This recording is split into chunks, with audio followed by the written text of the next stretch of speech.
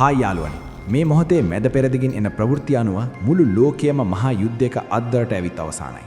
වසර 35ක් පුරා ඉරානය යකඩ හස්තයකින් පාලනය කළ උත්තරීතර නායක අයතුල්ලා කමීනි ඝාතනය කර ඇති බව දැන් නිල වශයෙන් තහවුරු වී තිබෙනවා. මේක නිකම්ම මරණයක් නෙවෙයි, මුළු ලෝක ඉතිහාසයම වෙනස් කරන හැරවුම් ලක්ෂයක්. අද අපූර්ව ලෝකයේ තුලින් අපි හෙළි කරන්නේ මේ මාරාන්තික ප්‍රහාරයේ පිටුපස ඇති රහස් සහ මීළඟ පෑ 24 ලෝකයටම තීරණාත්මක වන්නේ ඇයි කියයි. වීඩියෝ එක අන්තිම වෙනකම් බලන්න. මොකද මේක ඔබ හිතනමට වඩා ගොඩක් භයානකයි.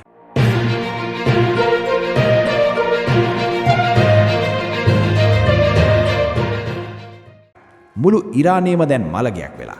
ඉරානයේ හදවත බඳු තමන්ගේ උත්තරීතර නායකයා දැන් ජීවතුන් අතර නැති බව ඉරාන මාධ්‍ය නිල වශයෙන් තහවුරු කර තිබෙනවා.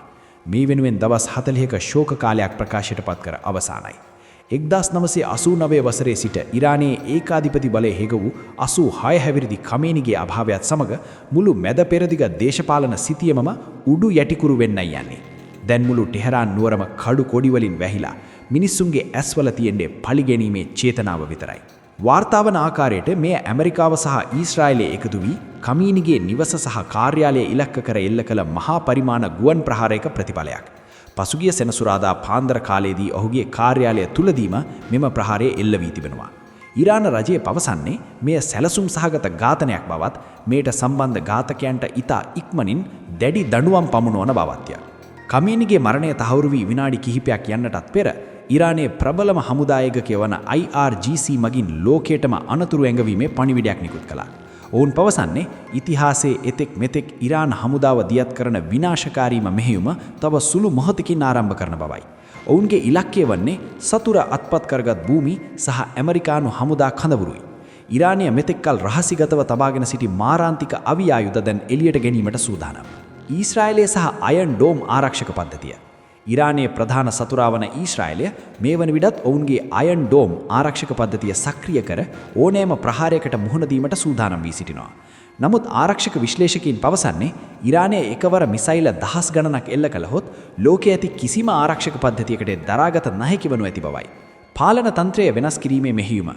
ඇමරිකානු ජනාධිපති ඩොනාල්ඩ් ට්‍රම්ප් පවසා ඇත්තේ මෙය දිනකට හෝ දෙකකට මෙහෙයුමක් නොවන බවයි. මෙය ඉරානයේ පවතින පාලන තන්ත්‍රය සම්පූර්ණයෙන්ම වෙනස් කිරීමේ රෙජීම් චේන්ජ් දැවැන්ත මෙහෙයුමක් බව ඔහු ඉඟි කර තිබෙනවා. ට්‍රම්ප් සහ ඊශ්‍රායලයේ අගමැති නෙතන්යාහු දෙදෙනාම උත්සාහ කරන්නේ ඉරානයේ පවතින ඉස්ලාමීය පාලනය මුලින් උපුටා දැමීමටයි.